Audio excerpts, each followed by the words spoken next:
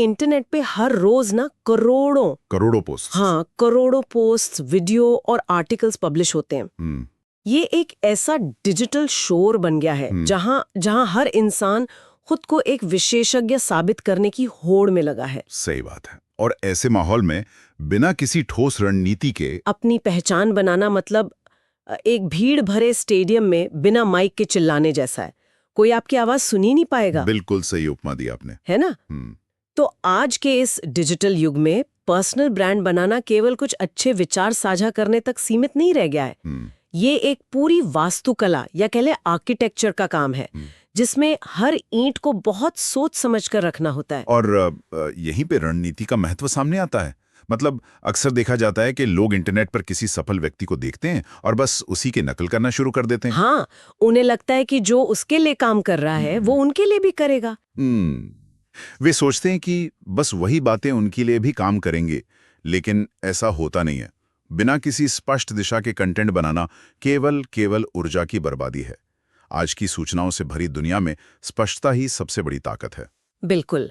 और इसी स्पष्टता को हासिल करने के तरीके पर आज के इस गहन विश्लेषण में हम चर्चा करने वाले हैं। हाँ, और आज का हमारा विषय बहुत ही दिलचस्प है। बहुत ही ज्यादा।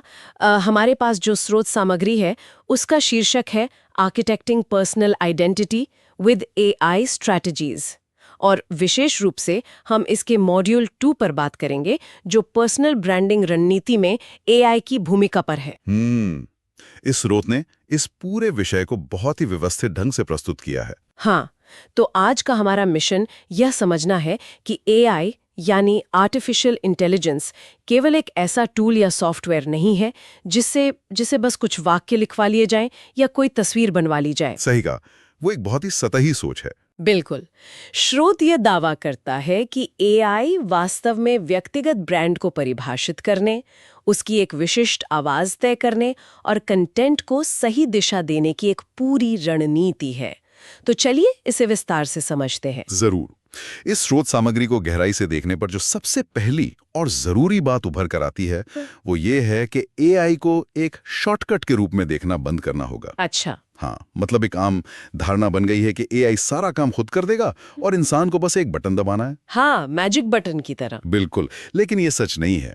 एआई एक रणनीतिक साथी है, एक ऐसा साथी जो ब्रांडिंग के इस बेहद जटिल और उलझे हुए काम को न केवल आसान बनाता है बल्कि डेटा के आधार पर उसे एक सटीक दिशा भी देता है। आज के समय में हर व्यक्ति अपनी बात कह रहा है, इसलिए एक स्पष्ट व्यक्तिगत पहचान होना कोई शौक नहीं है बल्कि एक पेशेवर आवश्यकता बन गई है। तो चलिए इस ब्रांडिंग की वास्तुकला की नींव से शुरुआत करते हैं।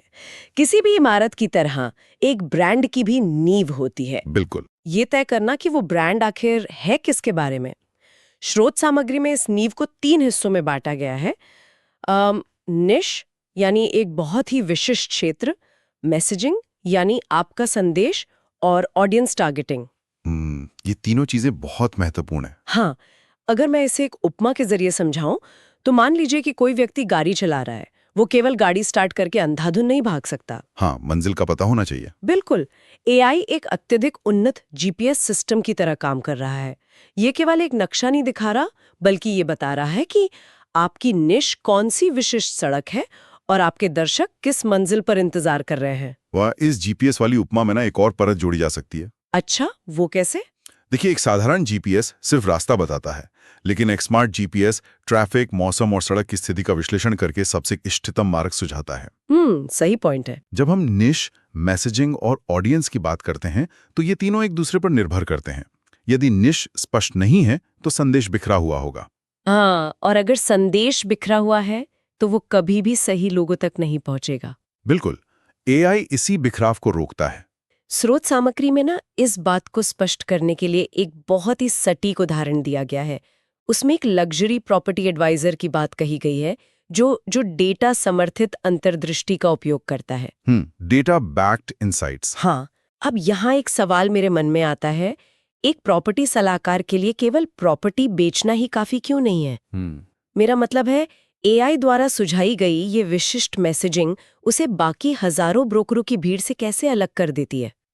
यहाँ सबसे दिलचस्प बात यह है कि इसे इस नजरिए से देखना होगा कि बाजार में प्रॉपर्टी बेचना एक बेहद सामान्य काम बन चुका है।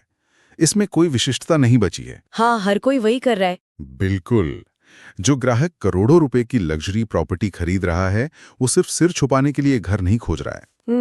वो एक सुरक्षित निवेश, भविष्य के रिटर्न्स और एक भरोसेमंद सलाहकार की तलाश में है। अच्छा। जब ये सलाहकार अपने संदेश में ये स्थापित करता है कि वो डेटा समर्थित अंतर्दृष्टि का उपयोग करता है, तो वो तुरंत एक साधारण ब्रोकर की श्रेणी से बाहर निकल जाता है और एक रणनीतिकार बन जाता है। एकदम सही, वो एक वित्तीय रणनीतिकार के स्तर पर आ जाता है। लेकिन ये डेटा समर्थित अंतर्दृष्टि असल में काम कैसे करती है?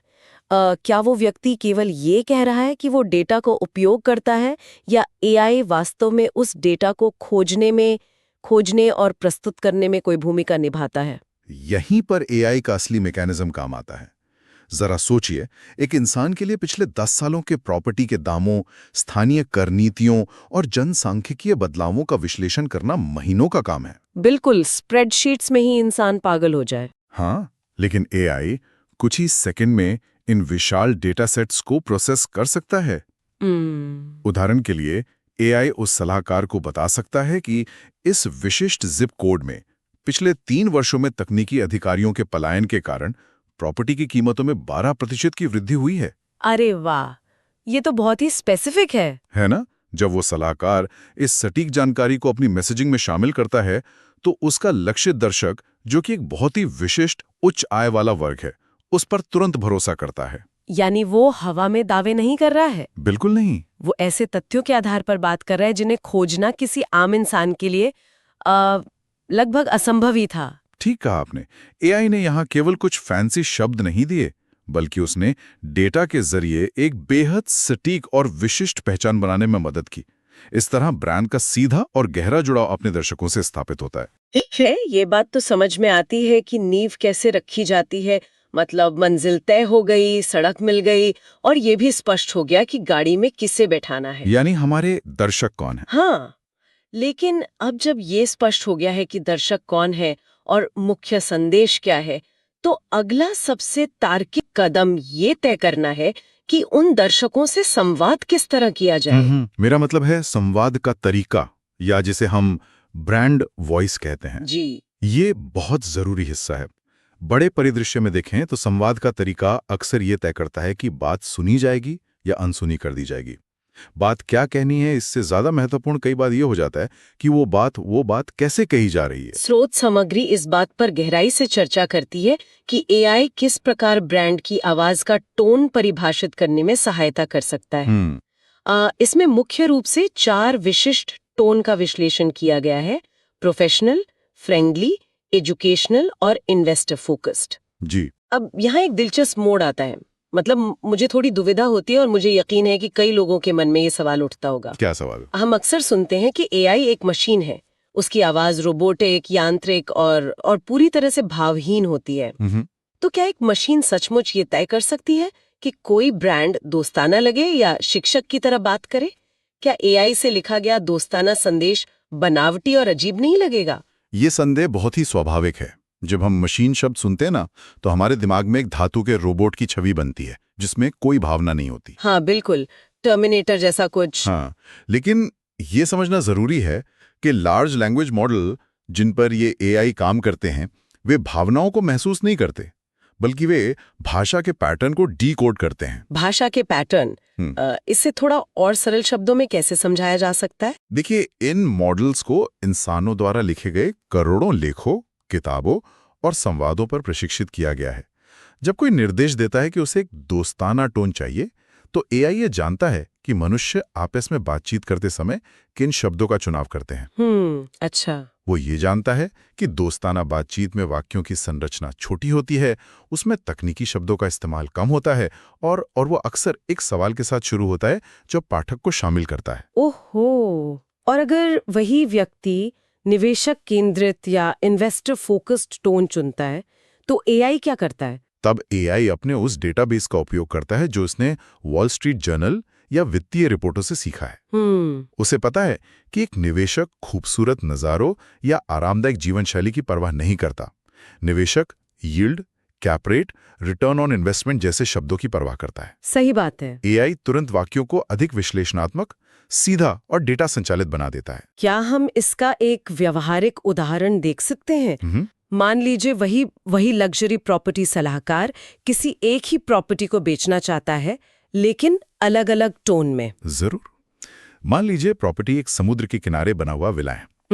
अगर वो सलाहकार दोस्ताना टोन अपनाता है तो एआई कुछ ऐसा लिख सकता है, क्या आप शहर की भागदौड़ से दूर अपने परिवार के साथ सप्ताह बिताने की एक शांत जगह खोज रहे हैं? इस खूबसूरत विला की कल्पना करें जहां आप सुबह की कॉफी समुद्र की लहरों के साथ पी सकते हैं। वाह, ये तो बहुत ही रिलैक्सिंग लग रहा है। हाँ, ये तो उन लोगों को आकर्षित करेगी जो जीवन शैली और शांति को महत्व देते हैं। और अगर वही सलाहकार निवेशक केंद्रित टोन का चुनाव करें, तब क्या होगा? तब एआई जज्बातों को हटाकर सीधे आंकड़ों पर आ जाएगा। वो लिखेगा, तटीय संपत्तियों में पिछले 3 वर्षों में पूंजी वृद्धि दर 15% रही है। यह विला न केवल एक प्रमुख संपत्ति है, बल्कि यह आपके निवेश पोर्टफोलियो में विविधता लाने और उच्च किराए की आय उत्पन्न करने का एक रणनीतिक अवसर है। सच में ये एक बहुत ही स्पष्ट अंतर है। जानकारी बिल्कुल वही है। बिल्कुल। एक विला उपलब्ध है। हाँ, लेकिन टोन का चुनाव पूरी तरह से एक अलग वर्ग को आकर्षित कर रहा है। सही कहा। लेकिन एक इंसान के रूप में क्या हम खुद ये टोन तय नहीं कर सकते? मतलब इसके लिए एआई की क्या जरूरत है? इंसान बिल्कुल ये कर सकता है, लेकिन इंसान के साथ ना एक समस्या होती है, असंगति, इनकंसिस्टेंसी। Mood swings. हाँ। हमारा मूड बदलता रहता है। किसी दिन कोई बहुत पेशेवर महसूस कर रहा होता है और उसी तरह के भारी भरकम शब्द लिखता है। किसी दिन वो बहुत कैजुअल हो जाता है। लेकिन ब्रांडिंग की दुनिया में निरंतरता ही सब कुछ है। अगर कोई ब्रांड एक दिन वॉल स्ट्रीट के बैंकर की तरह बात करे और अगले दिन एक कॉलेज के छात्र की तरह, तो दर्शक भ्रमित हो जाएंगे। बिल्कुल, वो कनेक्शन टूट जाएगा। एआई यहाँ एक गार्डरेल या सुरक्षा घेरे की तरह काम करता है। वह यह सुनिश्चित करता है कि ब्रांड की आवाज कभी भी अपने तय किए गए ट्रैक से न भटके। तो इसका मतलब है कि एआई भावनाओं की नकल नहीं कर रहा है, बल्कि वो अनुशासन लागू कर रहा है। एकदम सही शब्द है, अनुशासन। ये एक बहुत ही दिलचस्प नजरिया है। तो हमने लक्षित दर्शक और निश तय कर लिए, और अब हमारे पास बात करने का एक सुसंगत तरीका या टोन भी है। लेकिन चुनौती यही खत्म नहीं होती। असल चुनौती तब शुरू होती है जब रोज सुबह उठकर ये सोचना पड़ता है कि आज दुनिया के सामने क्या पेश किया जाए। हाँ, रोज का संघर्ष। और ये चर्चा हमें स्रोत सामग्री के अगले महत्वपूर्ण हिस्से की ओर ले जाती है, कंटेंट पोजीशनिंग विद एआई। और सच कहा जाए तो यही वो जगह है जहां अधिकांश लोग हार मान लेते हैं। अच्छा। हाँ, रणनीति बनाना आसान है, लेकिन उसे रोजाना लागू करना सबसे कठिन काम है। स्रोत स्पष्ट करता है कि एआई रोजमर्रा के कंटेंट जनरेशन में बहुत सी चीजों का प्रबंधन कर सकता है। इसमें टॉपिक आइडियाज खोजना, कंटेंट कैलेंडर बनाना और ट्रेंडिंग विषयों को पहचानना शामिल है। इसे समझने के लिए मैं एक और उपमा का उपयोग करना चाहूंगी। ये किसी वैश्विक न्यूज रूम के एक ऐसे मुख्य संपादक की तरह है जिसने सुबह उठते ही दुनिया के सारे अखबार पढ़ लिए हैं। बेहतरीन एनालॉजी है ये। है ना? उसे पता है कि किस शहर में क्या चल रहा है, लोग किस चीज के बारे में सबसे ज्यादा सर्च कर रहे हैं, और सबसे महत्वपूर्ण बात, उसे ये पता है कि उसके पाठकों को किस समय कौन सी खबर पढ़नी है। ये मुख्य संपादक वाली उपमा इस पूरी प्रक्रिया के पैमाने को बहुत अच्छी तरह से दर्शाती है। एक सामान्य क्रिएटर केवल ये सोचता है कि मुझे क्या अच्छा लगता है, जबकि एक अच्छा संपादक ये देखता है कि दर्शकों को इस वक्त क्या चाहिए। लेकिन यहाँ मुझे ना एक बहुत बड़ी समस्या दिखाई देती है। कैसी समस्या? मान लीजिए कि 10 अलग-अलग लग्जरी प्रॉपर्टी सलाहकार उसी एआई टूल का उपयोग कर रहे हैं। वे 10 एआई से पूछते हैं कि आज का ट्रेंडिंग टॉपिक क्या है। तो क्या इसका मतलब ये है कि रणनीति बनाने का वो थकाऊ काम जो पहले इंसान घंटों बैठकर करते थे, अब एआई के ट्रेंडिंग टॉपिक्स ने पूरी तरह से अपने हाथ में ले लिया है? और अगर ऐसा है, तो क्या एआई उन 10 लोगों को एक ही टॉपिक, एक ही कैलेंडर और एक ही जैसी रणनीति नहीं दे देगा? हाँ, ये सवाल लाजमी है। अगर हर कोई एआई के ट्रेंड्स का पालन करने लगे, तो क्या पूरा इंटरनेट एक जैसे उबाऊ और समान कंटेंट से नहीं भर जाएगा? फिर किसी की अपनी अलग पहचान या विशिष्टता कहाँ बचेगी? यह एक बहुत ही महत्वपूर्ण आपत्ति है, और इसे मार्केटिंग की भाषा में सी ऑफ सेमनेस या एक रूपता का समुद्र कहा जाता है। सी ऑफ सेमनेस।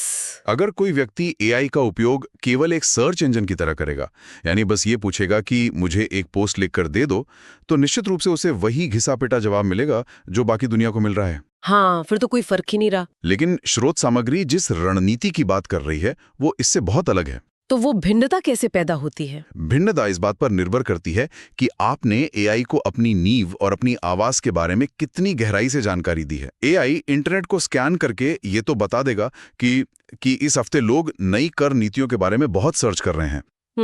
ये तो ट्रेंड हो गया। हाँ, ये ट्रेंड है, लेकिन एक इंसान के रूप में उस सलाहकार को उस ट्रेंड में अपना व्यक्तिगत अनुभव जोड़ना होगा। एआई उसे एक ढांचा देगा, एक कैलेंडर देगा कि मंगलवार को कर नीतियों पर पोस्ट करना है। अच्छा। लेकिन उस पोस्ट के अंदर जो कहानी होगी, जैसे कि कल मेरे एक क्लाइंट ने इस नई कर नीति के कारण अपना निवेश कैसे बचाया, वो कहानी एआई नहीं कर सकता। यानी एआई केवल एक शक्तिशाली रडार है। वो बता रहा है कि मौसम कैसा है और हवा किस दिशा में चल रही है, लेकिन नाव की पतवार इंसान को ही संभालनी होगी। बिल्कुल सही। सूचनाओं के इस युग में ज्ञान तभी मूल्यवान है जब उसे संदर्भ के साथ लागू किया जाए। केवल कंटेंट बनाना काफी नहीं है। एआई ये पता लगा सकता है कि इस हफ्ते इको फ्रेंडली घरों की मांग तेजी से बढ़ रही है। वो इसे कंटेंट कैलेंडर में शुक्रवार के लिए शेड्यूल भी कर देगा। वो इसे शैक्षिक टोन में लिखने का सुझाव भी देगा। हाँ। लेकिन उस इको फ्रेंडली घर का वो विशिष्ट विवरण जो उस सलाहकार ने खुद अपनी आंखों से देखा है, वही उस कंटेंट को असली और मानवीय बनाता है। इसका मतलब है कि वो थकाऊ और समय लेने वाला काम, जैसे हफ्तों की योजना बनाना, बाजार के रुझानों को ट्रैक करना, ये सोचना कि किस दिन क्या पोस्ट करना है, वो सब एआई ने अपने हाथ में ले लिया है। इससे मानसिक थकान बहुत कम होती होगी। और यही इसका सबसे बड़ा फायदा है। जब किसी व्यक्ति को हर दिन ये चिंता नहीं करनी पड़ती कि मैं आज क्या लिखूं, तो उसकी सारी ऊर्जा उस काम में लगती है जो वो वास्तव में सबसे अच्छा करता है। अपने अनुभवों को साझा करने में। हाँ, वो डेटा के बोझ तले दबता नहीं है, बल्कि एआई उस डेटा को एक साफ सुथरे कैलेंडर में बदल देता है। रणनीति का जो हिस्सा पहले दिमाग को थका देता था, वो अब सुव्यवस्थित हो गया है। अगर हम इस पूरी चर्चा के धागों को एक साथ समेटें, तो एक बहुत ही स्पष्ट और व्यवस्थित तस्वीर उभर कर सामने आती है। स्रोत सामग्री ने हमें जो नजरिया दिया है, वो ये है कि व्यक्तिगत ब्रांड बनाना कोई कलात्मक तुक्का नहीं है, बल्कि एक विज्ञान है। बिल्कुल। हमने देखा कि कैसे एआई सबसे पहले उस ब्लूप्रिंट को बनाने में मदद करता है, डेटा का उपयोग करके यह तय करना कि ब्रांड का विशिष्ट क्षेत्र या निश क्या होगा और वो किन लोगों से बात करेगा। उसके बाद हमने देखा कि कैसे एआई मॉडल्स के प्रशिक्षण का उपयोग करके एक सुसंगत टोन विकसित की जा सकती है, जो इंसान की मूड स्विंग्स या असंगति से पूरी तरह मुक्त होती है। हाँ, और अंत में हमने समझा कि कैसे यह सब एक कंटेंट कैलेंडर और ट्रेंडिंग विषयों के माध्यम से रोजमर्रा के जीवन में जमीन पर उतरता है, जहां एआई एक अथक संपादक की भूमिका निभाता है। उन सभी लोगों के लिए जो डिजिटल स्पेस में खुद को स्थापित करना चाहते हैं, लेकिन जानकारी के लगातार हमलों से थकावा महसूस करते हैं, उनके लिए एक बहुत ही रणनीतिक और राहत भरी बात है। अनिश्चितता तनाव पैदा करती है। बिल्कुल। एआई उस अनिश्चितता को दूर करके एक दिशा प्रदान करता है। यह निश्चित रूप से एक बहुत ही सशक्त दृष्टिकोण है। ये सोचने के तरीके को पूरी तरह से बदल देता है। लेकिन इस पूरी चर्चा के अंत में और स्रोत सामग्री के शीर्षक architecting personal identity with AI strategies पर मनन करने के बाद एक विचार है जो काफी परेशान भी करता है और सोचने पर मजबूर भी करता है।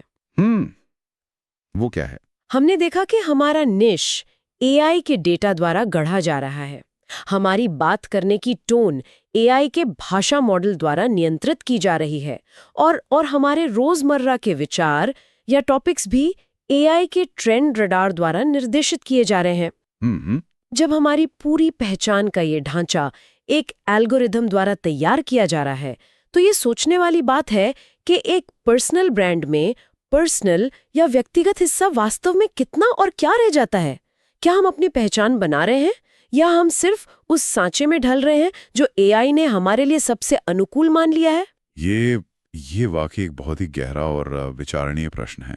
और इसी विचारित सवाल के साथ हम आज का ये गहन विश्लेषण यहीं समाप्त करते हैं। स्रोत सामग्री ने ब्रांडिंग के तकनीकी और रणनीतिक पहलुओं को तो स्पष्ट कर दिया है, लेकिन ये अंतिम सवाल हम श्रोताओं के मनन करने के लिए छोड़ते हैं। जुड़े रहने के लिए धन्यवाद।